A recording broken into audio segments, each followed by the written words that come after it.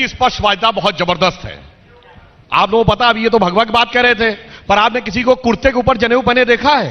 वो फोटो देखी होगी, स्पष्टवादिता, जबरदस्त स्पष्टवादिता है। आप तो बोले समझ के समझ को समझो, पर मैं किस समझ को समझूं? होम मिनिस्टर की समझ को समझूं कि कानून मंत्री की समझ को समझूं कि प्याज नहीं खाने वाली वित्त मंत्री की समझ को समझूं कि लेबर मिनिस्टर की समझ को समझूं कि प्रधानमंत्री की समझ को समझूं कि बीजेपी के एमपीज की समझ को समझूं कि आपकी समझ को समझूं? किस समझ को मैं समझूं? त्रिवेदी, किसी की समझ को मत समझिए, बहन प्रियंका की समझ को समझिए, जो उपद्रवियों के घर पे जाके आंसू बहा रही, और जोधपुर में 109 बच्चे मर गए मगर वहां पर जाने का मौका नहीं है। इसको देखकर मेरे मन में एक स्वरचित पंक्ति आई, सर शर्म से झुक गया दिया कबीरा रोए, बहन प्रियंका आप सा और नहीं है कोई, और नहीं है कोई करे जो आपकी समता, उपद्रवियों के घर पर करुणा, जोधपुर के बच्चों के लिए नहीं है ममता। बेदर्दी मेरे बालम की हर बात निराली है, बातें हैं मोहब्बत की दिल प्यार से खाली।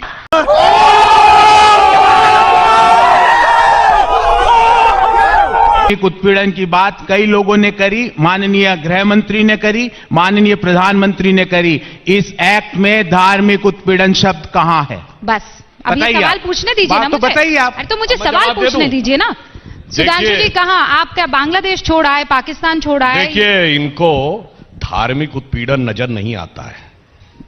मैं पूछना चाहता हूं, हमारी सरकार को छोड़ दीजिए, मनमोहन सिंह सरकार का आखिरी साल का ऑफिशियल स्टेटमेंट है कि पाकिस्तान से आए हुए 1,14,000 हिंदुओं ने नागरिकता की दरखास्त दी है।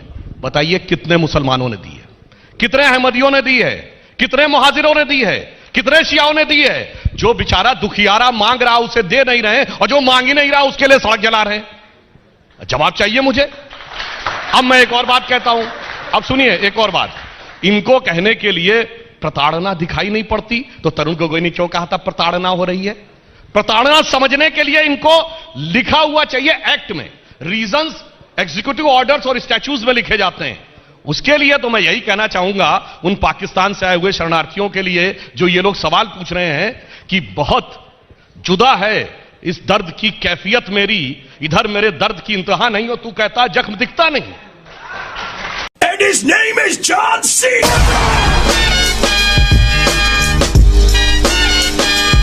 मैंने 200 बार इस एक्ट को पढ़ा है, कहीं पे भी धार्मिक उत्पीड़न शब्द का प्रयोग नहीं किया। ओके, और आके झूठ बोल जाता हूं। सुधांशु जी करता हूं, इस मंच से चैलेंज करता हूं 2 जनवरी के दिन कि होम मिनिस्टर और आप जो धार्मिक उत्पीड़न की बात करते हो वो कहां लिखा हुआ है? रूल्स एंड ऑर्डिनेंस में होता है, नियम और परिनियमों में होता है।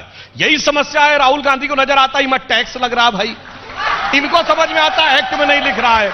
और जिसे कहते हैं संग दिली की हद तो यह है कि अगर कोई भारत में बैठ के कहे कि वो 22.9% से 3% पे आ गए, उसके बाद उसको कागज का सबूत चाहिए कि परसिक्यूशन हो रहा है, मगर मुस्लिम वर्ड जो नहीं लिखा है उसके लिए छाती पीट रहे हैं। जिनको सुनिए, जिनको क्यों चाहिए?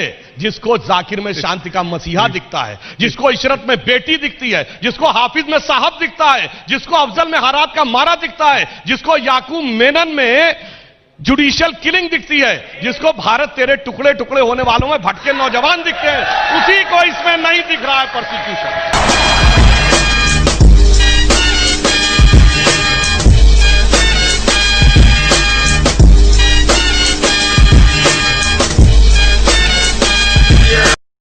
आंकड़ा देते हैं कि 1951 में ये थे। अरे 1951 में बांग्लादेश पाकिस्तान का भाग था, वहां पे 25% नॉन मुस्लिम थे। झूठ बोल के कर तक निकलोगे। और आपको एक आंकड़ा बता रहा हूं, आंकड़ा भी सुन लीजिए। In 2010 as per the 1998 census of Pakistan, सुन लीजिए, 1.85% Hindus which had increase to 2.35% as per 2010 census. ये है नया सेंसस ये। और इनके होम मिनिस्टर झूठ पे झूठ बोल जाते हैं। महान व्यक्तित्व को देखिए जो ये सिद्ध करने के प्रयास में लगे हैं कि पाकिस्तान में हिंदू बढ़िया है, खुशहाल हैं। हाथ कंगन को आरसी क्या, पढ़े लिखे को फारसी क्या। अब मैं फैक्ट बता रहा हूं। अरे भाई 51 का डाटा मत देखो भाई, 41 की सेंसस देखो। वेस्ट पाकिस्तान में 12.9%, आजादी से पहले सिखों की और हिंदुओं की 75% आबादी थी लाहौर में, और वो 51 में खत्म हो गई, आसमान खा गया, जमीन निकल गई। 51 में 1.6 पे आ गए। अरे 13% की आबादी 10 साल में 1.6% पे आ गई, और उसके बाद आपको शर्म नहीं आ रही है कहने में कि उनका प्रोसिक्यूशन हुआ। और आइए ईस्ट पाकिस्तान में, ईस्ट पाकिस्तान में हमने तो नहीं कहा प्रोसिक्यूशन हो रहा, इंदिरा गांधी ने कहा था प्रोसिक्यूशन हो रहा है। पूरी दुनिया में घूमी थी, अर्थव्यवस्था की बात कर रहे हैं। पुराने लोग बैठे हैं, याद होगा 5 पैसे का टिकट लगा था, जिसको बांग्लादेश का टिकट कहते थे। कोई भी टिकट खरीदोगा 5 पैसा बांग्लादेश के शरणार्थियों के लिए। यह है कि बाबा साहब अंबेडकर से इनकी नफरत तो मुझे पता थी, पर उनके बनाए गए संविधान से इतनी नफरत, और संविधान की प्रस्तावना से नफरत, आर्टिकल 5, आर्टिकल 10, आर्टिकल 14, आर्टिकल 15 से नफरत, राइट टू ऑफ इक्वलिटी से नफरत। क्यों इतनी नफरत करते हो दलितों से? क्यों इतनी नफरत करते हो बाबा साहब अंबेडकर से? और गलत आंकड़े देके यहां से निकल रहे हो क्या? बाबा साहब अंबेडकर की आत्मा की बात, अरे जो वहां से मांग रहे हैं उसमें 80 से 90% दलित हैं, और बाबा साहब अंबेडकर की बात ये करते हैं। बाबा साहब अंबेडकर को चुनाव हराने के लिए नेहरू जी खुद गए प्रचार करने के लिए। जब नेहरू जी की कैबिनेट से इस्तीफा दिया, मैं आप सबसे अनुरोध करूंगा, जाइए इंटरनेट पे अवेलेबल है बाबा साहब अंबेडकर का वह इस संसद में दिया गया भाषण, सुनिए क्या क्या इन लोगों ने उनके साथ किया। और बाबा साहब अंबेडकर ने संविधान बनाया तो उन्होंने लिखा था प्रीएम्बल ऑफ द कॉन्स्टिट्यूशन, संविधान की प्रस्तावना संविधान की आत्मा है। उस आत्मा में सेकुलर सोशलिस्ट वर्ड नहीं था, यह बाबा साहब अंबेडकर का वक्तव्य नहीं था। मगर 1976 में संविधान की आत्मा को कुचलकर, सारे विपक्ष को जेल में डालकर, देश में आपातकाल लगाकर सोशलिस्ट सेकुलर वर्ड जोड़ा।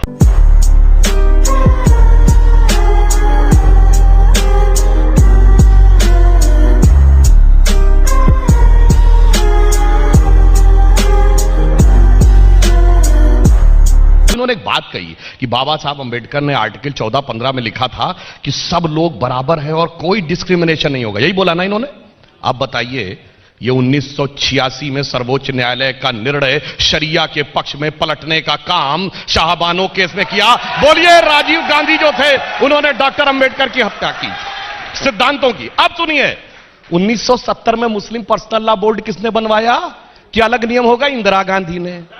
ठीक है, तो उसमें तो होना चाहिए। और आपको पता है इस देश में सरकार के बाद सबसे ज्यादा जमीन किसके पास है?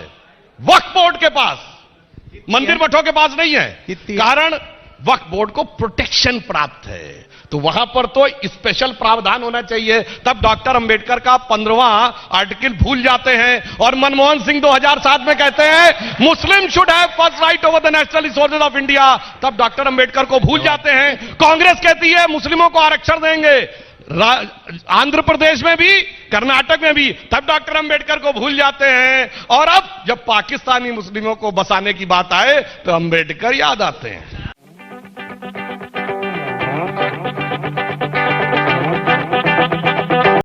जिंदगी जीने के 2 ही तरीके होते हैं, एक